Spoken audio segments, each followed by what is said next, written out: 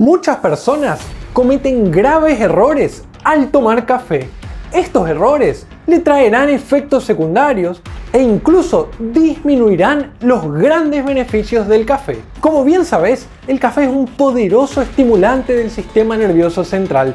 Mejora la memoria, la concentración, la atención, el humor, mejora la fatiga, es un poderoso antioxidante y muchísimo más. En esta charla te voy a contar los 5 errores más frecuentes al tomar café, y esto te permitirá no solo evitar los efectos secundarios, sino aprovechar este remedio natural de la mejor manera. Empecemos. Error número 1. La dosis. No conocer la dosis es un grave error. La dosis de cafeína que debemos tomar en un día es de unos 400 miligramos. Como bien sabes, el café está compuesto por muchísimos elementos. Uno de ellos es la cafeína, que les da la mayoría de sus efectos benéficos. El problema es que cuando tomamos mucha cafeína, cuando estamos muy por arriba de los 400 miligramos, tenemos los típicos efectos secundarios.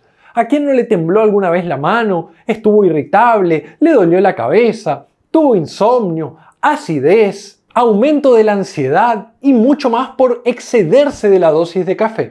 Bueno, esto es frecuente. Ahora que ya sabes 400 miligramos, ¿qué quiere decir esto en la práctica? Bueno, mira, esto es una taza estándar. Tiene unos 240 mililitros. Si vos tomás café filtrado, el que haces en la máquina, el que lo filtrás, 240 mililitros, una taza de estas, tiene unos 80 a 100 miligramos, es decir, 3 a 4 tazas por día como máximo de café filtrado. Si el café en cambio es instantáneo, tiene unos 60 a 80 miligramos. Y si la taza es pequeña, ¿a quién no le gusta un expreso? La de 30 mililitros, la taza más pequeña de todas, es muy potente porque tiene lo mismo que 240 mililitros de café instantáneo, unos 60 a 70 miligramos de cafeína. Así que fíjate qué interesante todo esto. No importa el volumen que tomes, porque estás tomando una taza chiquitita, expreso de 30 mililitros, estás tomando entre 60 y 80 miligramos de cafeína. Y si estás tomando una taza más grande, de 240 mililitros de café instantáneo, también estás tomando unos 70 a 80 miligramos. En cambio, el café filtrado ya está más cercano a los 100 miligramos. Ojo, la dosis entonces recomendada en la mayoría de las personas son entre 2 a 4 tazas por día. Hay personas que son más sensibles al café, que una sola taza la mantiene despierta todo el día. Y es de esto de lo que vamos a hablar ahora, del metabolismo. El error número 2 es no saber cuándo tomar el café. Hay ciertas cosas que hay que tener en cuenta. Cuando nosotros nos despertamos, nos acompaña una hormona que se llama cortisol, que empieza a subir y nos ayuda a despegar, como quien dice. Por eso cuando nos levantamos es cuando más energía tenemos. A las 6, 7 de la mañana el cortisol despega. El problema es que después empieza a caer y ahí comienza la fatiga, el desgano y demás. Una de las mejores horas para tomar el café es en horario de la mañana, porque ayuda a que cuando el cortisol descienda, el sistema nervioso central sea estimulado por la cafeína, es decir, te ayuda a que tus mañanas mantenerte atento, mantenerte despierto, sin ese sueño que te agarra a las 10, 11 de la mañana y que es imposible, que estás bostezando en la oficina. Ahora, hay que tener en cuenta que no todos metabolizamos igual el café. ¿Qué quiero decir? Hay personas que lo metabolizan ultra rápido y hay personas que lo metabolizan muy lento. Hay personas que toman café a las 4 o 5 de la tarde y después a la noche no pueden dormir. Tienen más efectos secundarios, les tiembla la mano todo el tiempo durante muchas horas. Y hay personas que toman café como postre en la cena y después se acuestan a dormir y duermen de lo más bien. Esto es porque su metabolismo lo metabolizan mucho más rápido. Esto tiene que ver con la genética y con enzimas que están en nuestro hígado. El problema o nuestra recomendación es nunca tomes café después de las 2, 3 o incluso 4 de la tarde, porque la mayoría de las personas tardan varias horas en metabolizar el café y esto puede interferir en el sueño. Y ahí seguro se te viene a la cabeza: doctor, pero yo tomo café todos los días a las 7, 8 de la noche y duermo recontra bien. El hecho de dormirse rápido, dormir toda la noche, no quiere decir que sea un sueño reparador. Una de las causas que tengas sueño el otro día tal vez sea que no podés profundizar suficiente el sueño por tomar cafeína muy tarde. Entonces la recomendación: después de las 2, 3, 4 de la tarde, algunos expertos incluso dicen 12 del mediodía, no tomar café. Y otro punto importante, el pico y la duración del café. Si vos querés tener el máximo efecto del café, eso ocurre de 45 minutos a 1 hora luego de ingerirlo. ¿Por qué te digo esto? Porque si vos utilizás el café preentrenamiento antes de ir al gimnasio para tener potencia, para estar despierto, entonces tómalo 45 minutos a 1 hora antes porque ahí va a estar el pico. Si en cambio utilizas el café para estudiar, para trabajar, tómalo 30 minutos a 1 hora antes del máximo esfuerzo que tengas que hacer en tu trabajo. Y otra cosa, el café dura en sangre unas 3 a 4 horas. Es decir, a las 4 horas el efecto va a empezar a caer y si vos tenés que seguir trabajando o seguir haciendo ejercicio y querés potenciar más, ese es el momento para tomar otra taza de café. Recordá que excederte de las dosis va a traer efectos secundarios. El error número 3, esto es fundamental, tomar café cuando tenés ciertas enfermedades. Por ejemplo, ansiedad. No hablo de la persona que tiene días de ansiedad, que anda nervioso y demás. Hablo de la persona que tiene un diagnóstico de ansiedad generalizada. Aquella persona que la ansiedad le limita su día a día. En estas personas, tal vez el café no sea lo mejor. ¿Por qué? Porque el café estimula muy fuerte el sistema nervioso central y esto puede aumentar la ansiedad, la irritabilidad y empeorar este tipo de patologías. Si es tu caso, te recomiendo disminuir la dosis, pero principalmente, antes de suspenderla, consultarla a tu médico si tal vez el exceso de café puede influir en esta enfermedad. Gastritis. El café, la cafeína, es un potente irritante del estómago. Si vos sos una persona que tiene reflujo ácido, si vos sos una persona que tiene dolores estomacales muy frecuentes tipo quemante y el médico ya te dijo que tenés una úlcera, que tenés una gastritis y demás, dejar el café o disminuir al mínimo la cantidad es importante hasta que las células de tu estómago se curen. Yo soy un gran tomador de mate, de tereré, de café. Incluso como mucho ajo, son todos irritantes. Hace más de un mes vengo con mucha sensación de ardor y acidez. Hace un mes dejé todo esto y estoy utilizando protectores gástricos para renovar las células de mi estómago. Si es tu caso, te sugiero consultarle al médico para hacer un tratamiento. Tal vez requieras una endoscopía para ver si estás infectado con el Helicobacter pylori. Esta es charla de otro momento. Lo importante, reducir la dosis del café. Diarrea.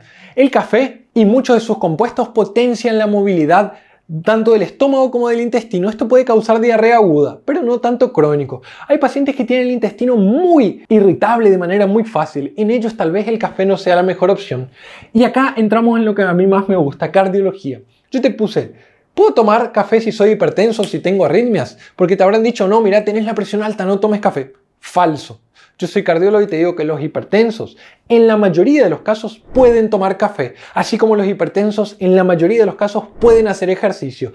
Tanto el café como el ejercicio hacen un aumento de la presión arterial que dura pocos minutos, pero que a la larga le hace bien a tu corazón. Entonces el café, aparentemente a largo plazo, en las dosis correctas, 1, 2, 3 tazas por día, incluso podría mejorar la función de tu corazón.